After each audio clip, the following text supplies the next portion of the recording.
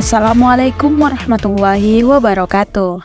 Di hamparan luas wilayah Kekaisaran Bizantium yang megah, seorang penguasa terkemuka, Kaisar Heraklius, berdiri di persimpangan jalan yang akan menentukan arah sejarah dunia.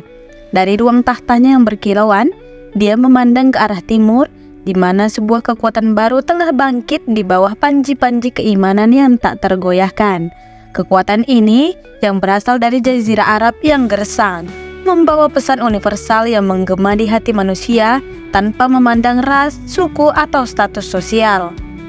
Dalam benaknya, Heraklius teringat pesan misterius yang diterimanya dari seorang utusan yang berasal dari negeri yang jauh. Surat itu ditulis oleh seseorang yang mengaku sebagai nabi, seseorang yang menuntut ketaatan kepada Tuhan yang Esa, Allah. Surat itu ditandatangani oleh seorang pria sederhana namun penuh keyakinan bernama Muhammad bin Abdullah. Surat yang seharusnya diterima dengan skeptisisme justru mengusik nurani dan pikiran Heraklius. Surat yang menantangnya bukan hanya sebagai seorang kaisar, tetapi juga sebagai seorang manusia yang mencari kebenaran dalam dunia yang penuh tipu daya. Heraklius, seorang pemimpin yang bijaksana, menyadari bahwa dia sedang berhadapan dengan sesuatu yang jauh lebih besar daripada politik atau perang. Dia merasa bahwa ini adalah pertemuan dua dunia, dua peradaban dan dua kepercayaan yang mungkin akan menentukan nasib manusia di masa depan. Pertanyaan yang kini menghantui benaknya adalah, akankah dia menerima pesan ini, ataukah dia akan menolaknya dan terus berjalan di jalan yang telah dia kenal?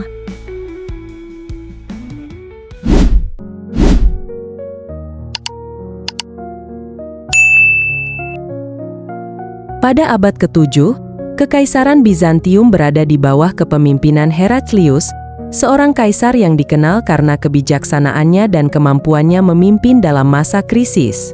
Bizantium, dengan ibu kota megahnya di Konstantinopel, merupakan salah satu kekaisaran paling kuat dan berpengaruh di dunia.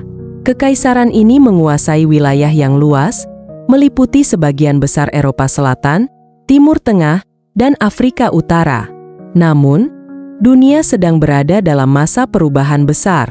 Di Jazirah Arab, sebuah agama baru yang mengajarkan monoteisme mulai menyebar dengan cepat. Agama ini dibawa oleh Nabi Muhammad, seorang pria yang lahir di kota Mekah dan mengaku menerima wahyu dari Allah, Tuhan yang sama yang disembah oleh orang Yahudi dan Kristen, tetapi dengan ajaran yang lebih lengkap dan final. Kekaisaran Bizantium sendiri saat itu sedang menghadapi berbagai tantangan. Mereka baru saja keluar dari perang panjang dan melelahkan melawan Kekaisaran Sasaniah di Persia. Ekonomi melemah, dan berbagai pemberontakan internal mulai muncul. Namun, Heraklius berhasil membangkitkan semangat pasukannya dan rakyatnya dengan kemenangan besar melawan Persia, yang membuatnya dikenal sebagai seorang pemimpin militer yang ulung. Di tengah situasi ini, datanglah pesan yang tidak diduga-duga. Nabi Muhammad, yang saat itu tinggal di Madinah, mengirim surat kepada Heraklius, menyerukan agar ia dan rakyatnya memeluk Islam. Surat ini bukan hanya sebuah undangan, tetapi juga tantangan spiritual dan intelektual bagi seorang kaisar yang berkuasa atas salah satu kekaisaran terbesar di dunia. Surat dari Nabi Muhammad yang ditujukan kepada Heraklius sangat sederhana tetapi penuh makna. Berikut adalah terjemahan dari isi surat tersebut. Dengan nama Allah yang Maha Pengasih lagi Maha Penyayang. Dari Muhammad, hamba Allah dan Rasul-Nya, kepada Heraklius, penguasa Romawi. Salam sejahtera bagi mereka yang mengikuti petunjuk. Aku menyeru kamu kepada Islam.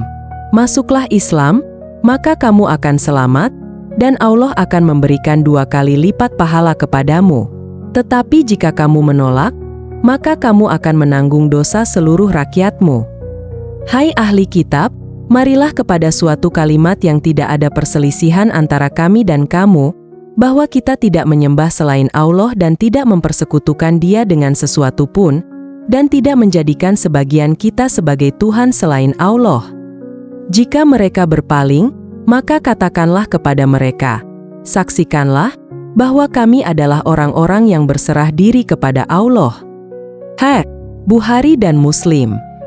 Surat ini membawa pesan yang jelas. Heraklius, sebagai penguasa besar, diundang untuk memeluk Islam. Namun, surat ini juga memberikan peringatan bahwa jika dia menolak, dia akan bertanggung jawab atas dosa-dosa rakyatnya. Ketika Heraklius menerima surat ini, dia tidak langsung menolaknya. Sebagai seorang pemimpin yang bijaksana, dia menyadari pentingnya memahami setiap pesan yang datang kepadanya, terutama pesan dari seorang yang mengaku sebagai nabi. Maka, Heraklius memutuskan untuk mencari tahu lebih banyak tentang Islam dan Nabi Muhammad. Menurut berbagai sumber, Heraklius memerintahkan untuk mencari orang Arab yang ada di wilayah kekuasaannya untuk menanyakan lebih lanjut tentang Nabi Muhammad dan ajarannya. Kebetulan, Abu Sufyan, salah satu pemimpin Quraisy yang saat itu masih belum memeluk Islam, sedang berada di Syam, Suriah. Dia kemudian dibawa menghadap Heraklius untuk diinterogasi mengenai sosok Nabi Muhammad. Dalam pertemuan ini, Heraklius menanyai Abu Sufyan dengan sangat teliti tentang Nabi Muhammad. Abu Sufyan, meskipun saat itu masih memusuhi Nabi, tetap menjawab dengan jujur karena dia merasa terikat oleh kehormatan sebagai seorang pemimpin Quraisy. Berikut adalah beberapa pertanyaan yang diajukan oleh Heraklius dan jawaban dari Abu Sufyan.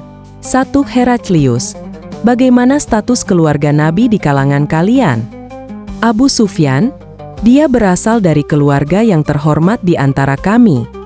2. Heraklius, apakah ada yang sebelumnya mengklaim sebagai nabi di antara keluarganya? Abu Sufyan, tidak. 3. Heraklius, apakah ada yang pernah menuduhnya berbohong sebelum dia mengklaim sebagai nabi? Abu Sufyan, tidak. 4. Heraklius, apakah para pengikutnya terdiri dari orang kaya atau orang miskin?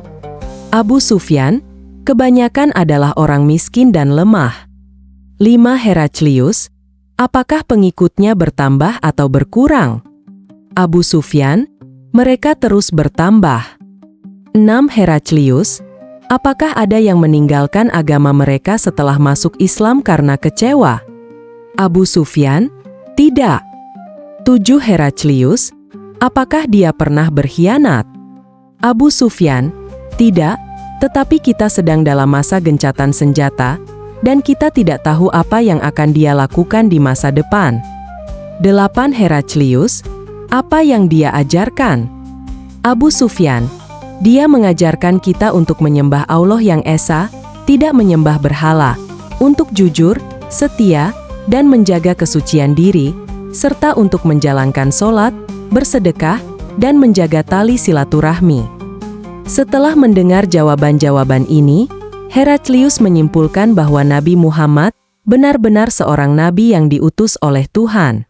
Dia berkata kepada Abu Sufyan, "Jika apa yang kamu katakan itu benar, maka dia akan menguasai tempat di mana saya berdiri ini. Saya tahu bahwa seorang nabi akan datang, tetapi saya tidak mengira bahwa dia akan datang dari kalangan kalian. Jika saya bisa mencapai dia, saya akan berusaha untuk menemuinya, dan jika saya berada di sisinya, saya akan mencuci kedua kakinya." Ucapan Heraklius ini menunjukkan bahwa dia percaya akan kebenaran Nabi Muhammad, meskipun dia tidak secara terbuka menyatakan keislamannya. Setelah pertemuan ini, Heraklius dihadapkan pada dilema besar. Sebagai seorang kaisar, dia harus mempertimbangkan tidak hanya keyakinan pribadinya tetapi juga dampaknya terhadap kekaisaran yang dia pimpin. Menerima Islam berarti mengubah arah politik dan sosial seluruh kekaisaran Bizantium, sesuatu yang mungkin akan memicu pemberontakan besar-besaran dari kalangan bangsawan dan gereja Kristen yang sangat berpengaruh. Meskipun Heraklius percaya bahwa Nabi Muhammad adalah utusan Allah, dia akhirnya memutuskan untuk tidak secara terbuka memeluk Islam. Ada beberapa alasan yang mungkin mempengaruhi keputusannya. 1. Stabilitas kekaisaran. Heraklius mungkin merasa bahwa menerima Islam akan mengganggu stabilitas kekaisarannya, yang saat itu sudah rapuh setelah perang panjang dengan Persia. Dia harus mempertimbangkan keseimbangan kekuasaan dan menjaga dukungan dari gereja dan bangsawan. 2. Tekanan dari gereja. Gereja Ortodoks Timur adalah kekuatan yang sangat berpengaruh di Bizantium. Heraklius mungkin takut bahwa gereja akan menentangnya dan memicu perang saudara jika dia memeluk Islam. 3. Ketidakpastian masa depan. Meskipun dia percaya bahwa Muhammad adalah seorang nabi, Heraklius mungkin merasa bahwa situasi politik belum memungkinkan untuk perubahan yang begitu besar. Dia mungkin ingin melihat bagaimana pergerakan Islam akan berkembang lebih lanjut sebelum membuat keputusan. Keputusan Heraklius untuk tidak memeluk Islam secara terbuka memiliki dampak yang signifikan terhadap hubungan antara Bizantium dan dunia Islam. Meskipun dia tidak menerima Islam, Heraklius tetap memperlakukan umat Muslim dengan relatif adil dan tidak memusuhi mereka secara langsung. Namun, ketegangan antara Kekaisaran Bizantium dan kekuatan Islam yang sedang tumbuh terus meningkat. Dalam beberapa dekade setelah kematian Nabi Muhammad, pasukan Muslim di bawah kepemimpinan Khulafaur Rasyidin, Khalifah penerus Rasulullah, mulai melakukan ekspansi besar-besaran. Mereka berhasil menaklukkan wilayah-wilayah yang sebelumnya berada di bawah kekuasaan Bizantium, termasuk Syam, Suriah, dan Mesir. Kemenangan ini semakin memperkuat posisi Islam sebagai kekuatan besar baru di dunia. Seandainya Heraklius memutuskan untuk menerima Islam, sejarah mungkin akan berbeda. Namun, keputusannya untuk tidak melakukannya menunjukkan betapa sulitnya membuat perubahan radikal di tengah-tengah tantangan politik, sosial, dan keagamaan yang ada. Meskipun Heraklius tidak memeluk Islam, dia tetap dihormati dalam sejarah Islam karena kebijaksanaannya dan pendekatannya yang relatif damai terhadap umat Muslim. Surat Nabi Muhammad kepadanya adalah salah satu contoh penting dari diplomasi Islam dan bagaimana Rasulullah berusaha menyebarkan pesan Islam dengan cara damai, bahkan kepada para penguasa besar. Kisah Heraklius juga menjadi simbol dari tantangan yang dihadapi oleh Islam di dunia yang beragam dan kompleks. Ini menunjukkan bahwa meskipun Islam memiliki pesan universal, penerimaan terhadap Islam tidak selalu mudah, terutama di kalangan penguasa yang harus mempertimbangkan berbagai faktor. Dalam konteks yang lebih luas, kisah ini mengingatkan kita akan pentingnya dialog antaragama dan saling pengertian. Heraklius, meskipun tidak memeluk Islam, tetap menunjukkan rasa hormat terhadap Nabi Muhammad dan ajaran-ajarannya. Sikap ini bisa menjadi teladan bagi kita semua dalam menghadapi perbedaan keyakinan dan kepercayaan. Kisah Raja Heraklius dan surat dari Nabi Muhammad adalah salah satu momen bersejarah yang mempertemukan dua peradaban besar, Bizantium dan Islam, dalam sebuah dialog spiritual dan intelektual yang mendalam. Meskipun Heraklius tidak memeluk Islam, dia tetap dikenang sebagai seorang penguasa yang bijaksana, yang berusaha memahami kebenaran meskipun berada dalam posisi yang sulit. Kisah ini juga menggambarkan betapa kompleksnya hubungan antara agama dan politik. Seorang pemimpin besar seperti Heraklius harus mempertimbangkan banyak hal sebelum membuat keputusan yang bisa mengubah arah sejarah. Namun, dalam segala pertimbangannya, Heraklius tetap menunjukkan bahwa dia adalah seorang yang menghargai kebenaran dan keadilan, nilai-nilai yang juga diajarkan oleh Islam. Pada akhirnya, kisah ini mengingatkan kita bahwa pencarian kebenaran adalah perjalanan yang tidak pernah berakhir, dan bahwa dalam perjalanan tersebut, kita seringkali dihadapkan pada pilihan-pilihan yang sulit.